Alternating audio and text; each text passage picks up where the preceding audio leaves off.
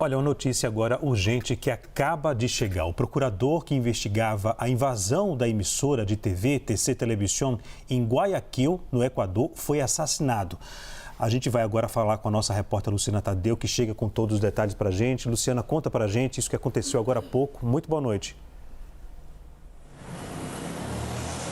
Boa noite, Leandro. Já estamos em condições de confirmar. Foi confirmado pela Polícia Nacional do Equador e pela Procuradoria do Equador o assassinato desse promotor, o César Soares. Ele era o responsável pela investigação da invasão do canal TC Television, uma das principais emissoras do Equador, onde a gente viu aquelas cenas tão dramáticas na semana passada do canal sendo invadido por homens fortemente armados com armas de diferentes calibres e com explosivos, ameaçando os trabalhadores da TV. Esse promotor também investigou ao longo da sua carreira casos de corrupção em hospitais e também casos vinculados ao narcotráfico no país. Ainda não se sabe a motivação desse crime. Estou tentando confirmar com a polícia como ele foi assassinado. Os jornais locais falam em assassinato a tiros. Ele teria sido perseguido por homens armados e assassinado na cidade de Guayaquil. Mas a polícia ainda não confirma essa informação para a gente, porém sim que foi assassinado e que os fatos em torno desse crime, as circunstâncias desse crime estão sendo investigadas, Leandro. Então, mais um episódio trágico aí para o Equador, na sequência de uma semana muito complicada, em que houve não somente a invasão desse canal de televisão no Equador, que rodou o mundo essas imagens, né? A gente conversou com o jornalista, o repórter, que parecia naquele momento ser o apresentador do jornal, mas ele era um repórter que chegou a se esconder no banheiro quando ouviu que o canal estava sendo invadido, foi arrastado pelos sequestradores até o estúdio. Como ele era um rosto conhecido, trabalhava há mais de 20 anos como repórter, os invasores, os criminosos, fizeram com que ele se levantasse para dar um recado, acabaram nunca transmitindo esse recado, só ficaram repetindo que a polícia não entre, senão vamos matar todos. Colocaram uma arma longa na direção do pescoço dele, chegaram a colocar uma dinamite no bolso dele. Segundo relatos dos trabalhadores da TC Televisão, agrediram os trabalhadores que estavam aí no chão, ajoelhados, feitos como reféns.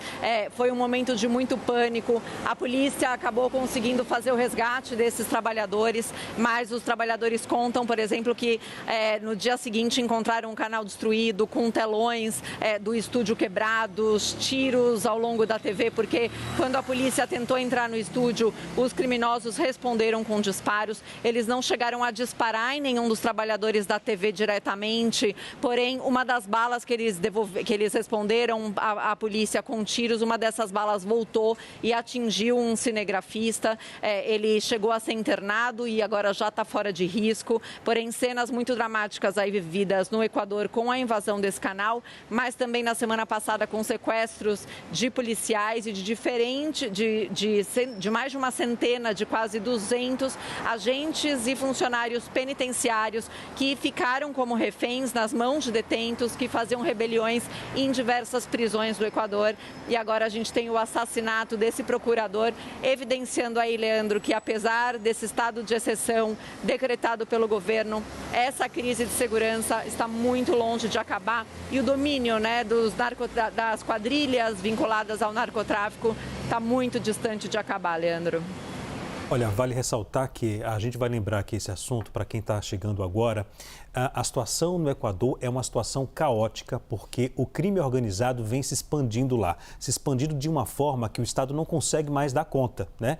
E aconteceu esse caso da invasão em uma emissora de TV estatal lá em Guayaquil.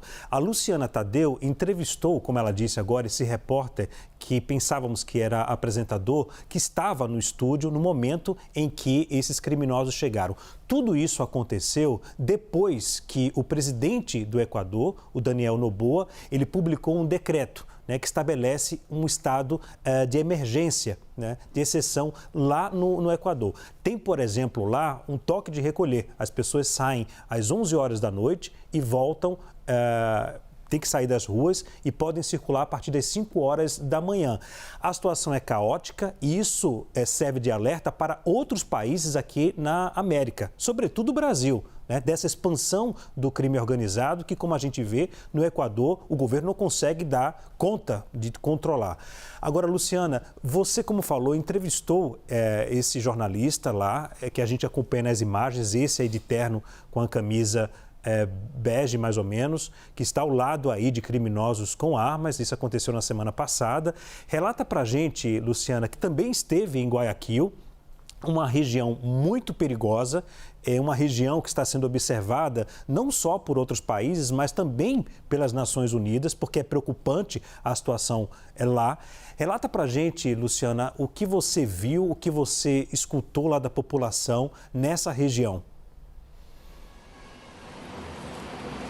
Leandro, o que mais me impressionou no Equador foi que, apesar desse anúncio do estado de exceção, a gente não via uma presença expressiva de policiais e de militares nas ruas. E esse promotor que acaba de ser assassinado, estava lendo no jornal El Universo, que é um dos principais do Equador. O jornal afirma que há alguns dias ele deu entrevista para o jornal, afirmando que, apesar dele ter interrogado os 3 envolvidos nessa invasão da televisão, ele não tinha custódia policial.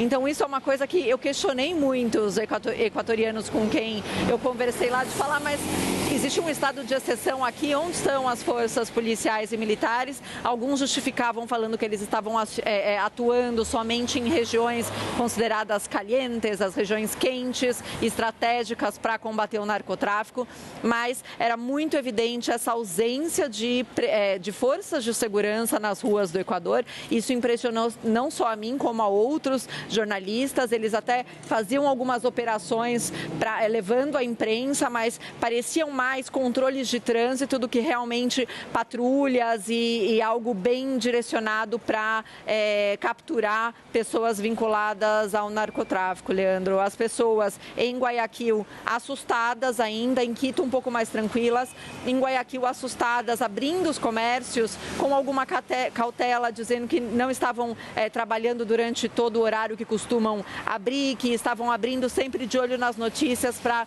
qualquer eventualidade fecharem rapidinho. Ainda muito assustadas com todos os eventos das últimas semanas. Em Quito a situação estava um pouco mais tranquila, mas nas regiões em que houve ataques, por exemplo, a gente esteve diante de uma unidade policial comunitária que foi atacada por um homem que colocou um explosivo, conseguiu derrubar a parede da unidade policial, quebrou todos os vidros. O estrondo foi tão forte que foi ouvido a 3 quarteirões de lá. As pessoas falaram que sentiram o chão das casas tremerem, todo mundo saiu às ruas, os moradores e comerciantes de lá muito assustados, não queriam se identificar, não queriam que a gente fizesse nenhuma imagem da fachada, estavam realmente todos muito assustados, Leandro. Ok, Luciana, obrigado pelas suas informações. Qualquer notícia, aciona a gente que você retorna daí. Obrigado.